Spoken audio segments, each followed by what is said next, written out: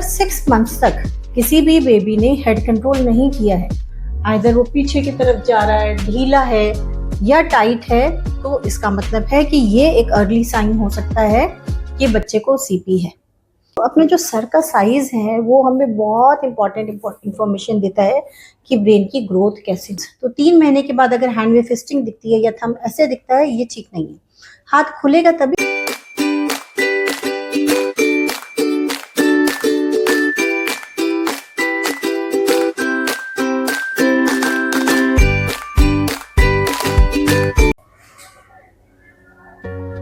Hello everyone, my name is Dr. Rajni Farmania and I am a pediatric neurologist practicing at Delhi and Ghaziabad.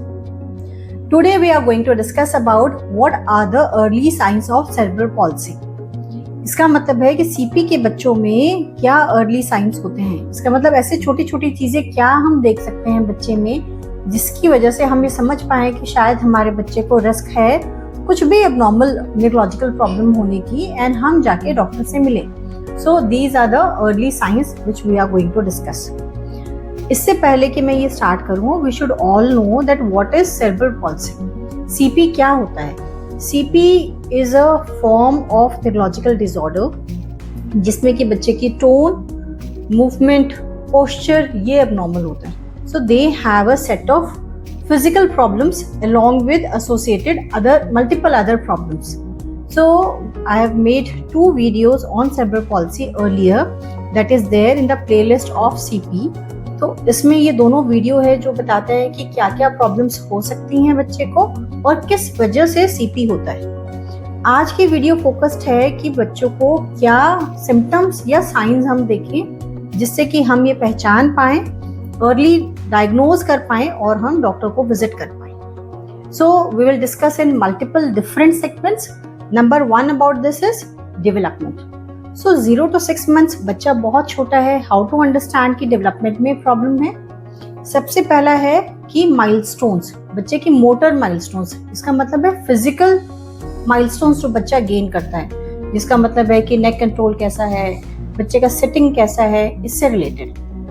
तो जो कि बच्चा 6 months तक की as का होता है वो गर्दन अच्छे से संभाल लेता है एंड बच्चे को कुछ बैठना आ जाता है। आइदर वो सहारे के साथ ऐसे बैठता है या बिना सहारे भी कुछ बच्चे थोड़ी देर के लिए बैठ पाते हैं। सो अगर 6 मंथ्स तक किसी भी बेबी ने हेड कंट्रोल नहीं किया है, आइदर वो पीछे की तरफ जा रहा है, ढीला है या टाइट है, तो इसका मतलब है कि ये एक अर्ली साइन हो सकता है कि बच्चे को सीपी है।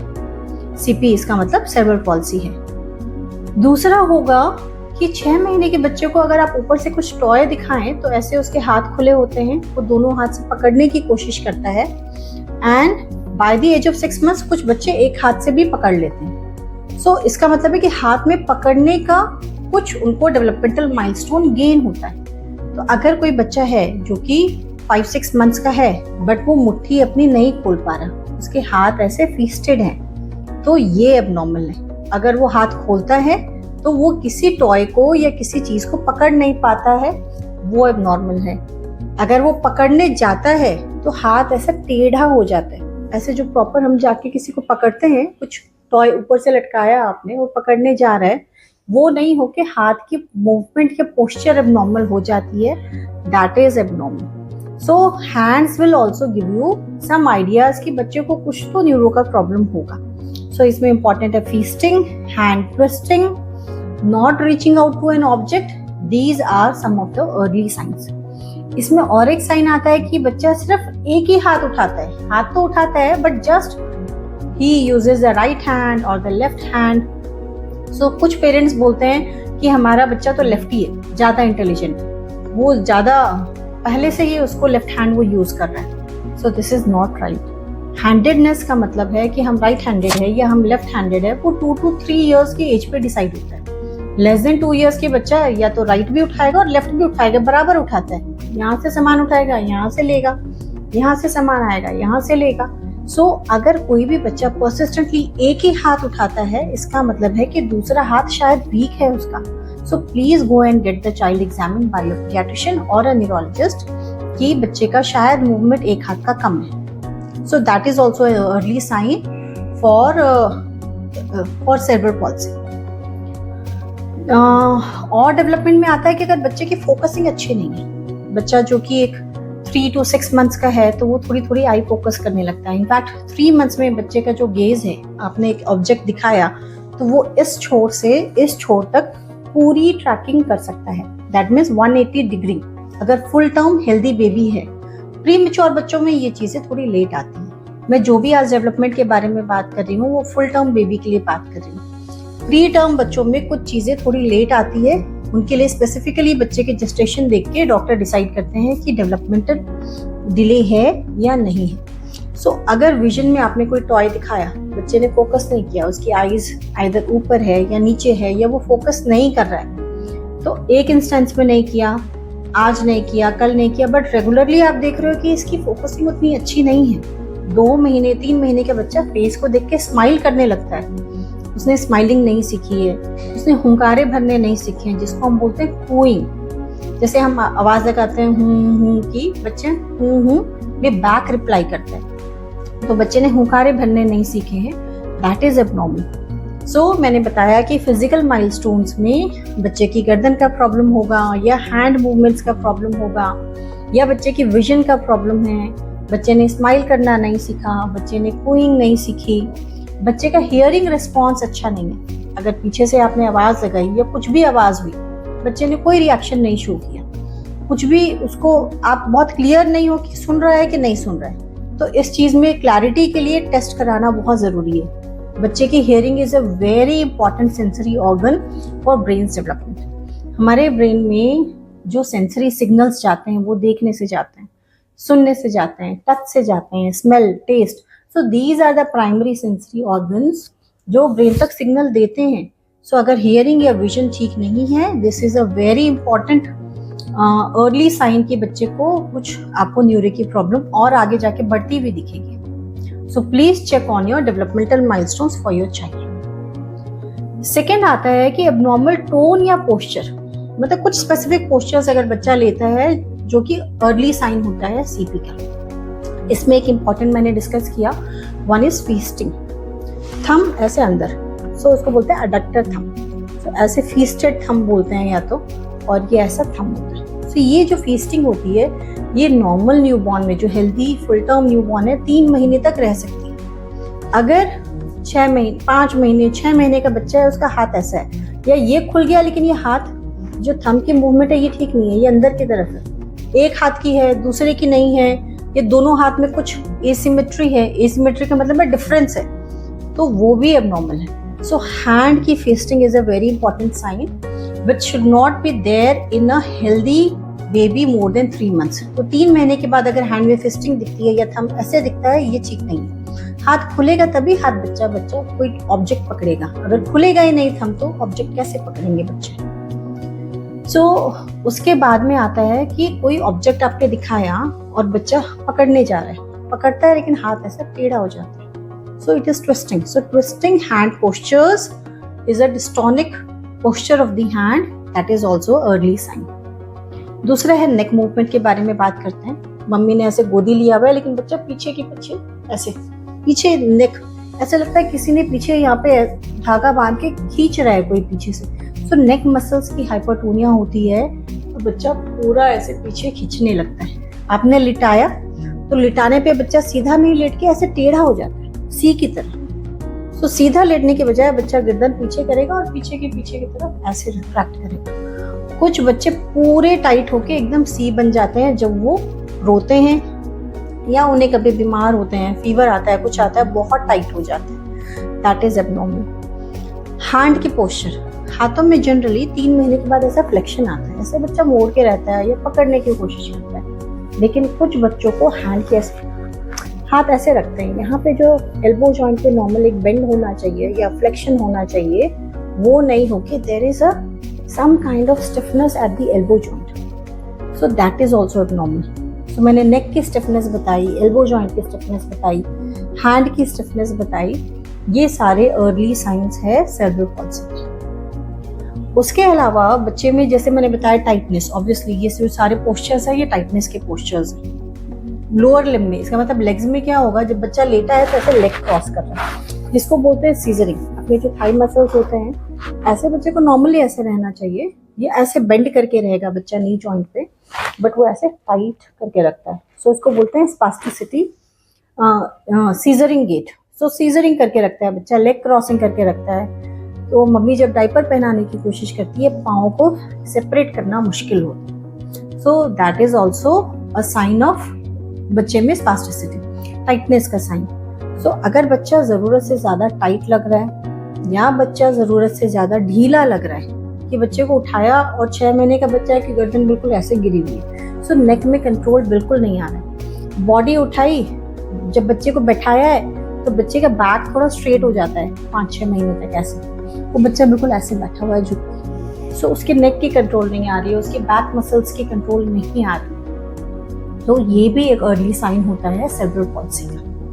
सो जैसे कि डेवलपमेंट डिस्कस किया हमने, टोन डिस्कस किया, बच्चे की स्टिफनेस डिस्कस की, कुछ मूवमेंट्स आप बच्चे के देख सकते हो जो कि एबनॉर्मल मूवमेंट्स, एज इन कुछ बच्चे होते हैं कि वो हाथ की एक अलग तरीके की मूवमेंट चल रही है, दैट कैन बी एबनॉर्मल।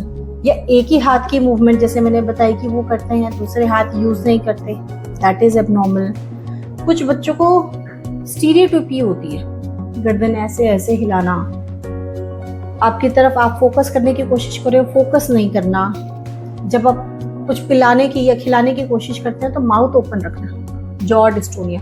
सो बच्चे को आपने पकड़ा है या वो कुछ पकड़ने की कोशिश करता है और साथ में मुंह खुल जाता है, so always this mouth is abnormally open. आपको लगता है मुंह क्यों हमेशा खुला रहता है। कुछ बच्चों को टंग की भी स्टिफनेस होती है, तो वो टंग ऐसे टाइट रख सकते हैं, या कुछ बच्चे टंग वापस अंदर बाहर कर सकते हैं।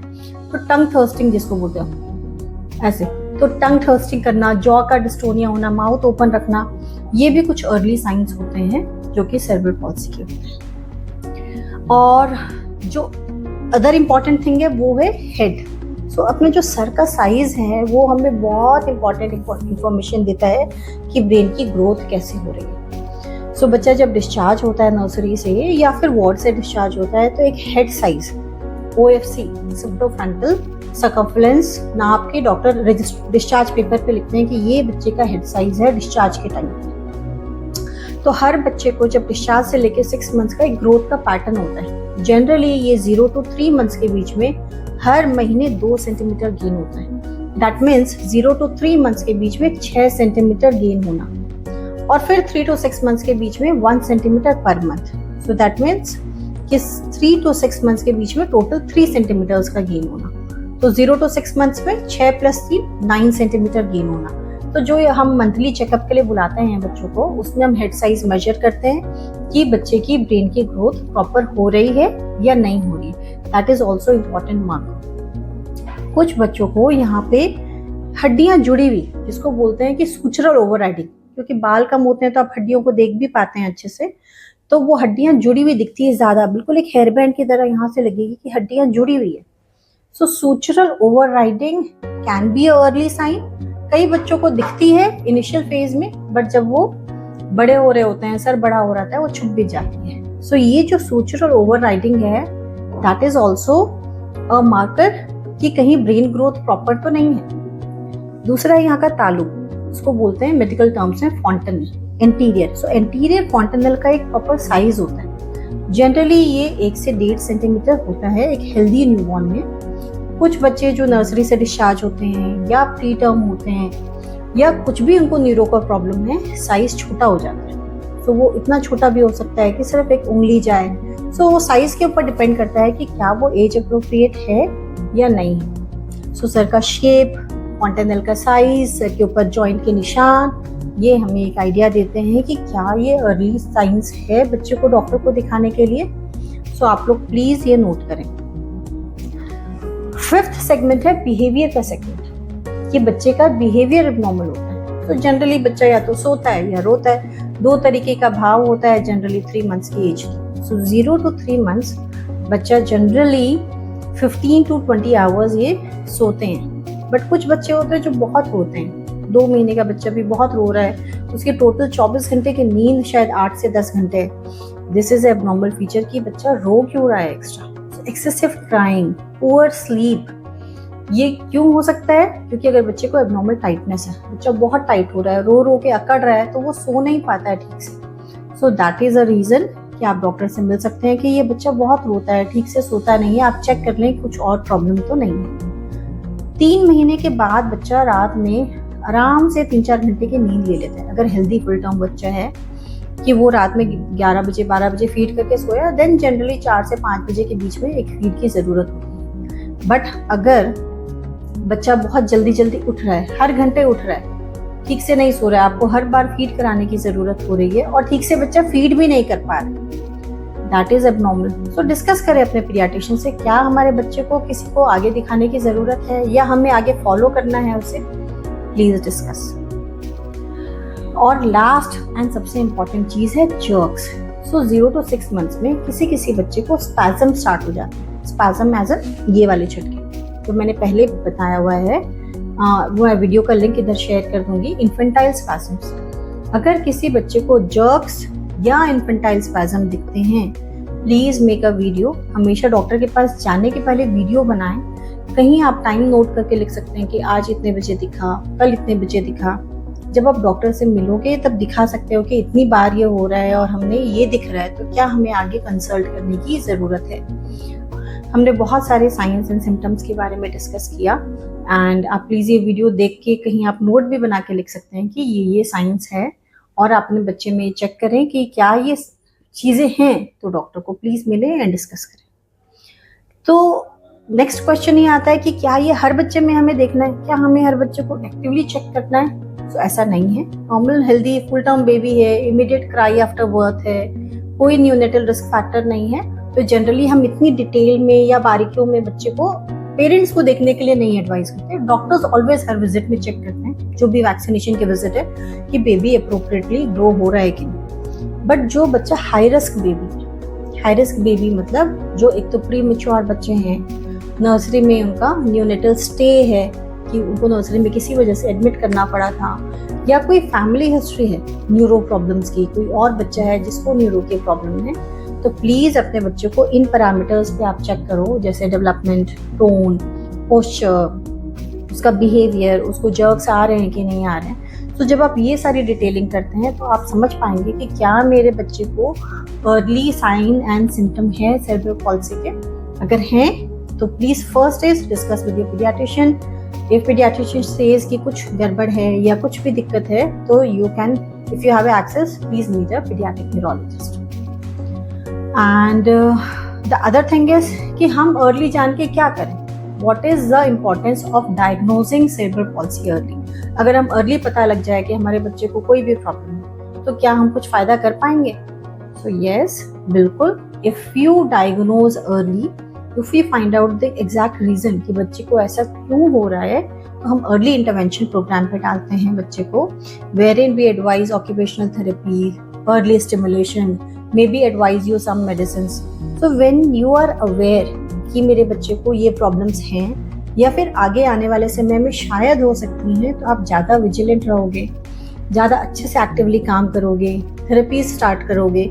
सो बच्चे को अगर कोई प्रॉब्लम है भी तो वो बहुत मिनिमाइज हो जाती है। तो early you start, the better is outcome. जितनी जल्दी हम ये पता लगा पाए कि बच्चे को कोई भी प्रॉब्लम है, हम उसे ज़्यादा अच्छे से हैंडल कर पाएंगे एंड बच्चे की लॉन्ग टर्म प्रॉब्लम्स कम होंगी। So early you start, the better is the result and the outcome. Thank you.